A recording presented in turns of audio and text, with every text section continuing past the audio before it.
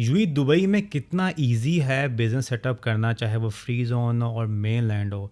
आपको पता है कि अब इन्होंने इतने अच्छे लॉस कर दिए हैं यूएई गवर्नमेंट ने कि आप एक दिन में भी अपना लाइसेंस ओपन करवा सकते हैं कुछ फ्री जोन कंपनीज़ के अंदर। डिस्कस करते हैं हमज़ा से। हमज़ा बिज़नेस सेटअप कंसल्टेंट हैं in the UAE and he is providing services for more than 15 years.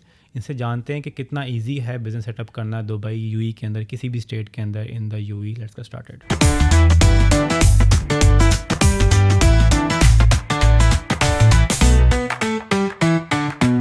तो सबसे पहले बताएं कि एक बंदा है जो ऑलरेडी यूएई दुबई के अंदर है, उसके पास वीज़ा है, ठीक है, कंपनी का वीज़ा है, और वो कंपनी ओपन करना चाहता है, तो कितना इजी है उसके लिए यहाँ पे कंपनी ओपन करना? देखिए, दुबई में कंपनी ओपन करना तो आप बिल्कुल ऐसे ही है जैसे कि मतलब आप एक वीडियो गेम स्टार्ट करते हैं और विद इन अ मिनट जो है ना वो आप कंप्लीट कर लेते हैं अपना कोई भी स्टेज। अच्छा। तो जो बिजनेस रजिस्ट्रेशन है बेसिकली जो एक इनिशियल लेवल पे है, अगर तो आप बिल्कुल ही एक कह लें कि सिंपल स्टार्टअप माइंड से आए हैं तो आप तो खुद भी कर सकते हैं। दुबई के डिफरेंट पोर्टल्स हैं उसमें, उनके थ्रू आप ये सर्विसेज अवेल कर सकते हैं। तो आप उसमें तो कोई इशू नहीं है। जहाँ पे आ जाता है थोड़ा सा आपने स्ट्रक्चर डिजाइन करना होता है। अगर आप प्रॉपर बिजनेस एक रनिंग बिजनेस के साथ चल रहे हैं तो उसमें फिर आपको चैलेंजेस होते हैं। उसमें फिर आपको देखना होता है कि यार मैंने किस टाइप में जाना है, किस मतलब जो है ना वो स्ट्रक्चर को फॉलो करना है। ठीक है। तो इसमें मैंने जैसे सुना भी है और पता भी है कि दुबई में दो टाइप की कंपनीज बनती है, एक फ्री जोन में और एक मेन लैंड में, ठीक है।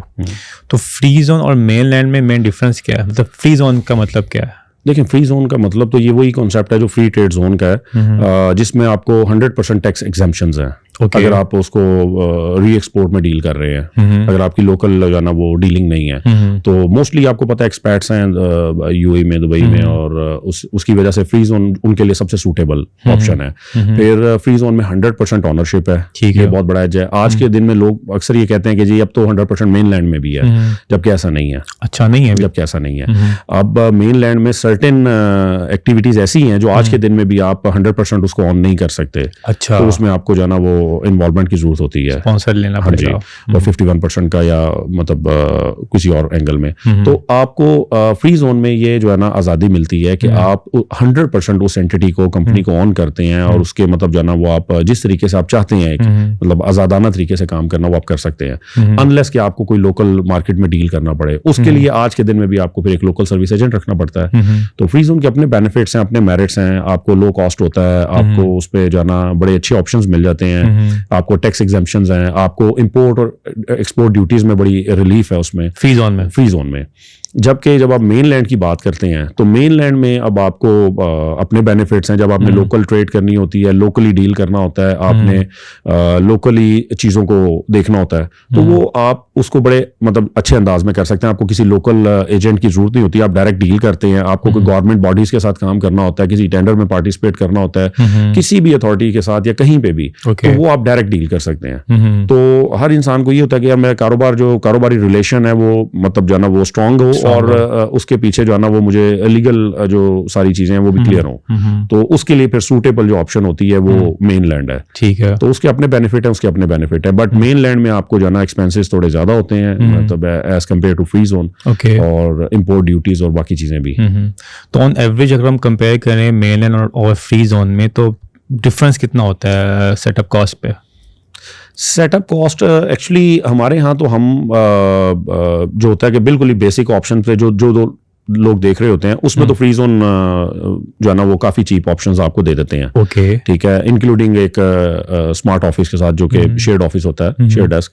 बट अब तो मेनलैंड में भी उन्होंने काफी जो है ना वो ऑप्शंस निकाली हैं, बट वो नेक्स्ट ईयर या उससे नेक्स्ट ईयर में उसमें जो है ना वो चेंजिंग्स आ जाती हैं, वो उस तरह से नहीं रहती जैसे कि फ्री जोन में होती हैं। तो कॉस्ट इफेक्टिव तो फ्री जोन है। और मेनलैंड में होता है कि आपको मौका दिया जाता है कि आप अगर किसी बिजनेस आइडिया के साथ एज ए स्टार्टअप आप ले रहे हैं एंटरप्रेन्योरशिप में, और तो उसमें आपको बहुत सारे बेनिफिट्स हैं। उसमें वो चीप ऑप्शंस अब आ गई हैं 2021 के बाद से, काफी उसमें ऑप्शंस हैं, पहले नहीं थी। तो उस चीज को आप बिल्कुल समझ सकते हैं कि वो आपके लिए फायदेमंद है। मगर जो कॉस्ट है वो मतलब स्टार्टअप कॉस्ट ऑलमोस्ट सेम भी हो सकती है कुछ एक्टिविटीज में, कुछ एक्टिविटीज में मेनलैंड की कॉस्ट बहुत ज्यादा है। ओके, क्योंकि उसके लिए आपको आई थिंक मेनलैंड में ऑफिस भी रिक्वायर्ड होता है, वो भी एक कॉस्ट बिल्कुल। आपकी अब हो कुछ जाती है। कुछ एक्टिविटीज़ में ऑफिस के बगैर आप बिजनेस सेटअप में आ सकते हैं, बिजनेस सेंटर में शेयर्ड ऑफिस ले सकते हैं, लेकिन उसमें फिर आपको डिफरेंट चैलेंजेस आ जाते हैं। लाइक बैंक अकाउंट का एक बहुत बड़ा चैलेंज है। आपका फिजिकल प्रेजेंस के लिए आपका एड्रेस प्रूफ होना चाहिए, आपकी प्रेजेंस होनी चाहिए। अब लोग जब एंटिटी खोलते हैं तो उनको लगता है कि यार बस ठीक है, हमने तो रजिस्ट्रेशन कर ली। तो ये तो एक एस्पेक्ट है। आपके पास आपका अगर बिजनेस अकाउंट नहीं है यस, तो आपके लिए जो पेमेंट्स लेना है या पेमेंट्स करना है, ये जो चैनल है, ये इसको आप प्रॉपरली ऑर्गेनाइज नहीं कर लीगलाइज पाते। कैसे करेंगे? तो इसके लिए फिर जो है ना आपकी रिक्वायरमेंट होती है कि आप एक ऑफिस लें ताकि वो बैंक वाले जो है ना वो अपनी कंप्लायंस कंप्लीट करें, केवाईसी देखें। ये बहुत सारी एक्टिविटीज ऐसी हैं जिसमें तो आपको बाकायदा प्रेजेंस शो करनी पड़ती है। ठीक हो आप गया। उसको रिमोटली नहीं डील कर सकते। तो फ्री जोन में ये ऑप्शन है कि आप रिमोटली भी डील कर सकते हैं। इसमें डिपेंड करता है कि आप प्रेजेंट हैं। अगर आप आउटसाइड कंट्री हैं और आप रिमोटली डील करना चाह रहे हैं तो then free zone is the best option. But अगर आप चाहते हैं कि नहीं यार मैं उसको मतलब खुद चीज़ों को देख के करूं और बहुत सारे उसमें आगे भी एक्सपेंशन में हूं, तो फिर मेनलैंड आपके लिए बेहतर है। ज़बरदस्त। तो अगर कोई एक्सपैट बाहर बैठा हुआ है, इंडिया, पाकिस्तान, किसी भी कंट्री में बैठा हुआ है, तो क्या वो यहाँ पे बगैर यहाँ पे आए कंपनी ओपन कर सकता है फ्री जोन या मेनलैंड के अंदर? जी बिल्कुल कर सकता है, दोनों में? दोनों में ओके, ये ऑप्शंस हैं। ओके, मतलब उसको यहाँ पे आने की ज़रूरत नहीं होगी? उसको यहाँ आने की जरूरत नहीं होगी। मुख्तलिफ ऑप्शंस में वो कर सकता है, अभी ऑप्शन है।